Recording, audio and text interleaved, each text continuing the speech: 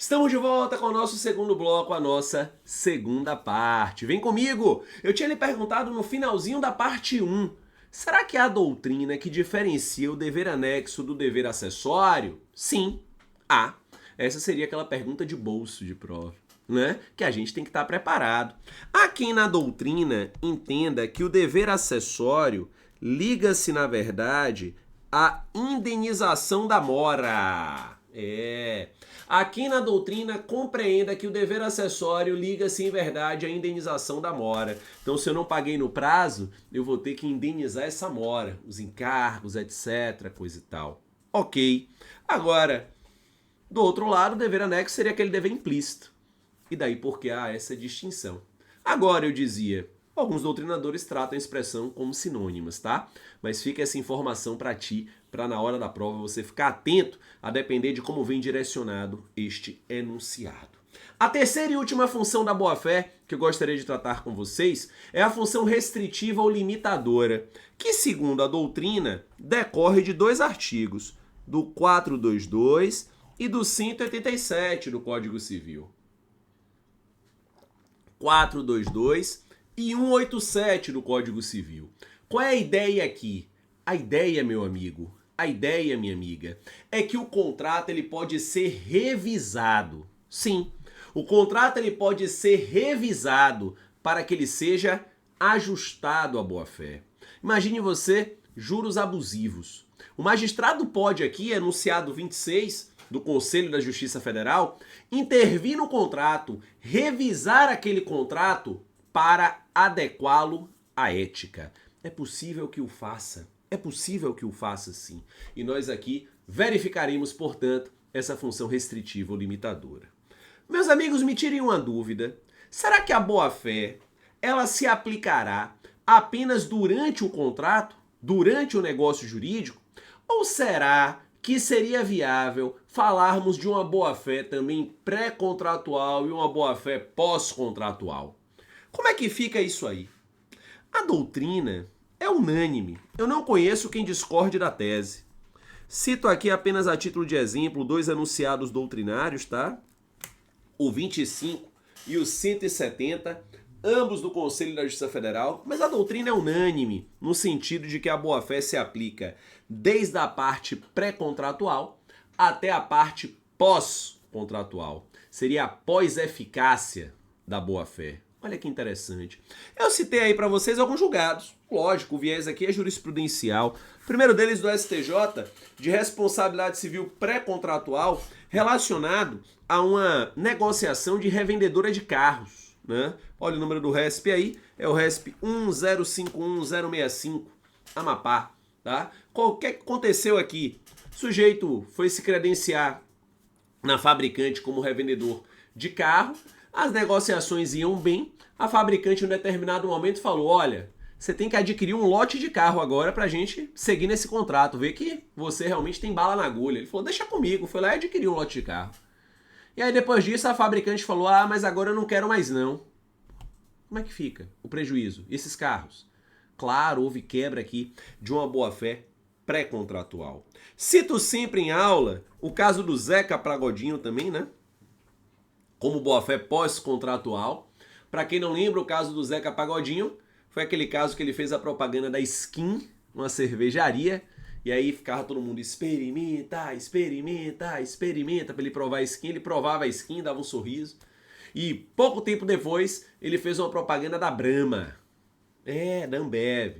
Com a musiquinha, inclusive, fazendo uma certa chacota em relação à Skin, dizendo que era o amor de verão, que dava e passava. Não sei se vocês se recordam disso e assim por diante. Qual é o detalhe?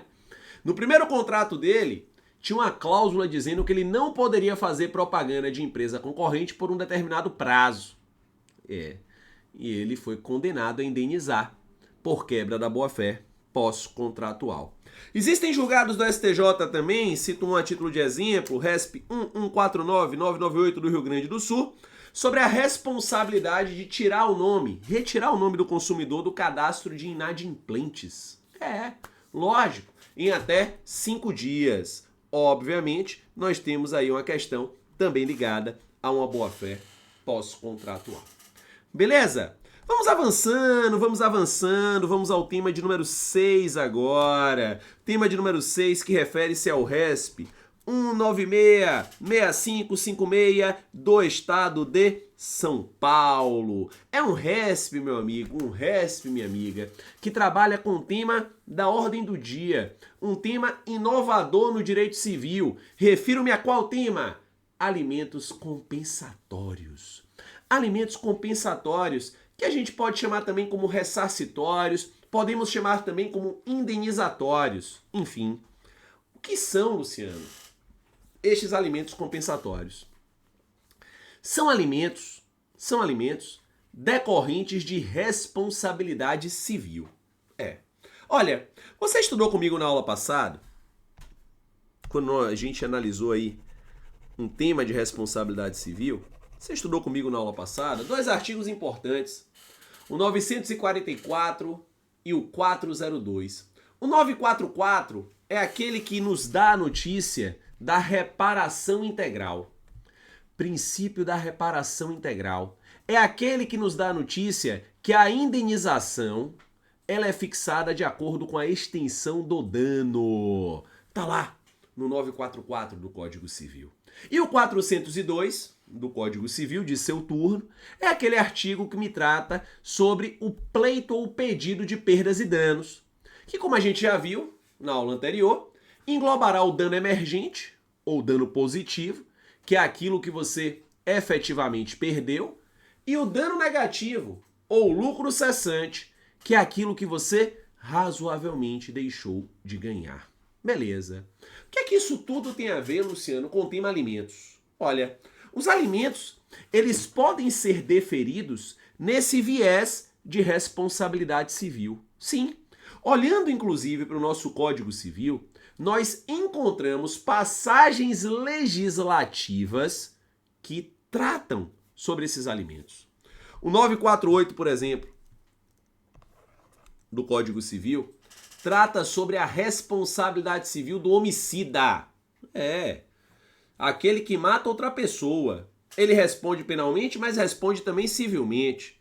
E a indenização que a ele será imposta consiste, sem excluir outras reparações, 948, no pagamento das despesas com tratamento da vítima, funeral e luto, e agora vem o que me interessa, na prestação de alimentos às pessoas a quem o morto os devia, levando-se em conta a duração provável da vida da vítima. Se eu matei Maria, eu posso ser civilmente responsabilizado. Tenho que pagar a despesa de luto, funeral, tratamento médico de Maria, sem excluir outras indenizações, e haverei de pagar eventualmente pensão alimentícia para os dependentes econômicos de Maria.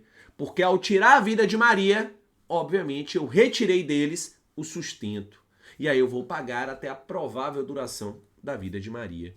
Nós temos ainda alimentos decorrentes de responsabilidade civil, artigos 949, 950, ambos do nosso Código Civil, no caso de lesão ou ofensa à saúde, na qual o lesado não mais possa exercitar a sua profissão ou ofício.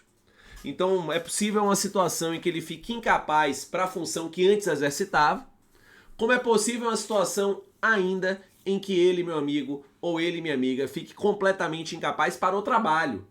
Nessas hipóteses, o lesante pode ser condenado a pagar alimentos. Imagine que eu atropelei alguém e o atropelado não pode mais trabalhar ou não pode mais exercitar a profissão que ele antes exercitava e agora está percebendo remuneração menor. Olha, nessas situações eu serei civilmente responsabilizado, inclusive com pagamento de alimentos. Gente, como nós estamos diante de alimentos com viés indenizatório, o parágrafo único do artigo 950 do nosso Código Civil, o parágrafo único me diz que o lesado, se preferir, essa expressão da lei, poderá exigir o pagamento em uma única parcela. Se preferir. Nós estamos aqui diante de um direito o quê? potestativo. Nós estamos aqui diante de um direito potestativo. Agora veja você, mesmo sendo um direito potestativo, a doutrina, cito aqui como exemplo o enunciado 48 e 381, ambos do Conselho da Justiça Federal, a doutrina nos indica que o magistrado deve analisar esse tema com razoabilidade, com proporcionalidade, porque se a exigência do pagamento em parcela única significar a insolvência civil do executado ou a falência empresarial, talvez, mesmo esse direito potestativo não possa ser exercitado nesse abuso, nessa plenitude, e determinar-se-á o pagamento mês a mês. Pô, Luciano, mas se esse pagamento for determinado mês a mês, isso é um problema. Porque imagine que esse pensionamento pode durar 20, 30, 40 anos. É verdade, você tem razão. Caramba. E aí, quem garante que esse executado vai honrar esse período todo? O artigo 533 do CPC,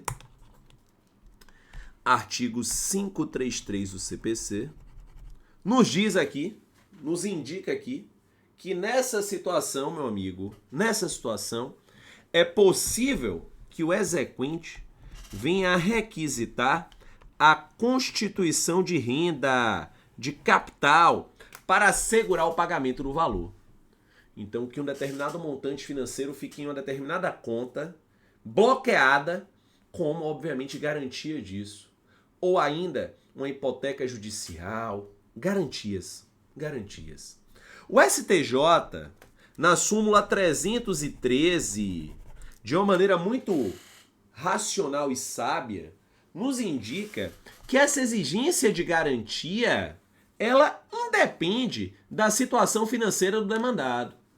Ah, não preciso da garantia não, seu juiz. Eu sou uma empresa muito sólida. Meu amigo, você é sólido hoje. Vai saber daqui a 10, 15, 20 anos.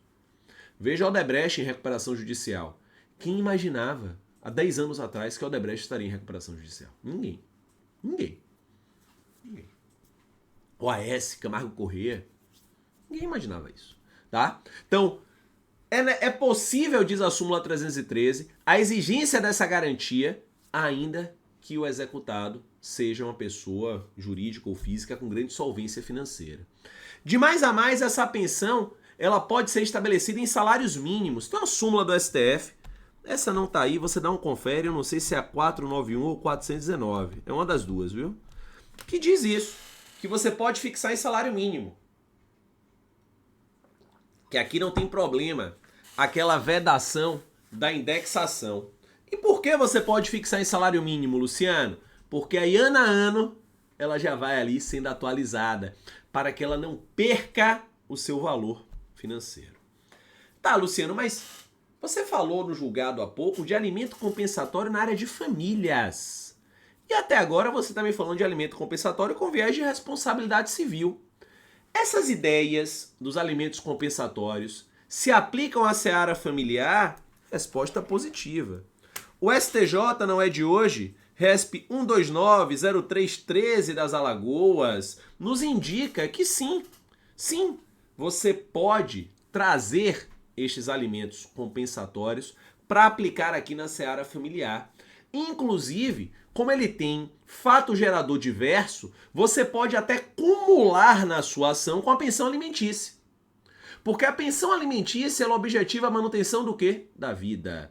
Ao passo que os alimentos compensatórios, estes objetivam, meu amigo, minha amiga, a reparação civil. O tema ainda é órfão de legislação específica no Brasil e acaba que a doutrina e a jurisprudência traz fatos geradores para a incidência destes alimentos compensatórios. E sem sombra de dúvidas, o fato gerador que a gente mais vê debate, e foi o que foi objeto de prova, é o uso exclusivo do patrimônio em comum por parte de um dos cônjuges. Como cito aqui a título de exemplo um RESP, que é o 1250362 do Rio Grande do Sul. Não raro, meu amigo, não raro, minha amiga, vem a briga e um dos dois sai de casa. O imóvel é do casal. Um dos dois sai de casa e o outro fica na residência. E aí, como é que é isso? Porque quem está na residência está usando o imóvel que é do casal. Será que essa pessoa não pode ser obrigada a me pagar o proporcional da locação? 50% da locação? Em tese, sim. Decorre, inclusive, do direito condominial. Artigo 1319 e seguintes. Só que essa noção nos traz vários debates acessórios. E eu vou trazer alguns julgamentos para vocês. Primeiro aí é o RESP 1250-362 do Rio Grande do Sul. Eu vou ler só os destaques, tá, gente? Pra gente ganhar tempo, tá bom? Diz o seguinte: na separação e no divórcio, o fato de certo bem comum ainda pertencer indistintamente aos cônjuges, ou seja, está em mancomunhão, né? Por não ter sido formalizada a partilha, não representa automático empecilho ao pagamento de indenização pelo uso exclusivo do bem por um deles, desde que a parte que toca a cada um tenha sido definida por qualquer meio inequívoco. Essa é uma discussão grande ainda do STJ, né? Essa é uma discussão grande ainda do STJ, né? Qual é o termo inicial ali que eu posso exigir. O outro julgado agora me diz o seguinte, olha lá. Requerida a indenização pelo uso exclusivo do bem comum, o termo inicial para ressarcimento é a data de intimação da pretensão e do valor correspondente. Perfeito, perfeito. E no julgado que foi objeto da prova, que agora que eu contextualizei fica fácil de entender, ele nos diz que na hipótese de violência doméstica, esse aluguel não é devido. Olha lá. Em regra, a utilização ou a fruição da coisa comum indivisa com exclusividade por um dos coproprietários, impedindo o exercício de quaisquer dos atributos da propriedade pelos demais, enseja pagamento de indenização àqueles que foram privados do regular domínio sobre o bem, tal como o percebimento de aluguéis. É o que prevê o 1319 do Código. Está lá, direito condominial. Contudo, impor à vítima de violência doméstica e familiar obrigação pecuniária consistente em locativo pelo uso exclusivo e integral do bem comum constituiria proteção insuficiente aos direitos constitucionais da dignidade e igualdade, além de ir contra os objetivos fundamentais do Estado, de promoção do bem de todos, sem preconceito de sexo, sobretudo porque serviria ao desestímulo a que a mulher buscasse o amparo do Estado para rechaçar a violência contra ela praticada. A imposição judicial de uma medida protetiva de urgência constitui motivo legítimo a que se limite o domínio deste sobre o bem imóvel utilizado como moradia conjuntamente com a vítima, não se evidenciando assim eventual enriquecimento sem causa que legitime esse arbitramento. Veja, tem julgado também, esse eu não juntei, dizendo que se está morando com a prole comum, não deve pagar esse valor do aluguel compensatório. Afinal de contas, seria praticamente uma pensão in natura. Praticamente aí uma pensão in natura. Temas bastante relevantes e interessantes. Vamos agora a um outro assunto? Vamos avançar ao nosso tema de número 7. Olha, tema de número 7 debate o seguinte: quando é que é união estável e quando é que é namoro? Veja, olha que discussão interessante. E por que essa discussão é interessante e importante? Porque eu costumo dizer em sala de aula que o namoro é um fato atípico para o direito civil. Por que é um fato atípico para o direito civil? Porque o namoro, meu amigo, o namoro, minha amiga, ele não gera partilha de bens, ele não gera alimentos, ele não tem consequências para o direito. Ao passo em que a união estável traz todas essas consequências. Pensão previdenciária, pensão alimentícia, alimentos, questões sucessórias, regime de bens. Daí porque há um debate muito grande de quais são os confins divisórios entre o namoro e entre a união estável. E esse será o assunto que eu e você vamos conversar já já no nosso terceiro e último bloco. Já estou ficando até com saudade de você. Um beijo e até daqui a pouco.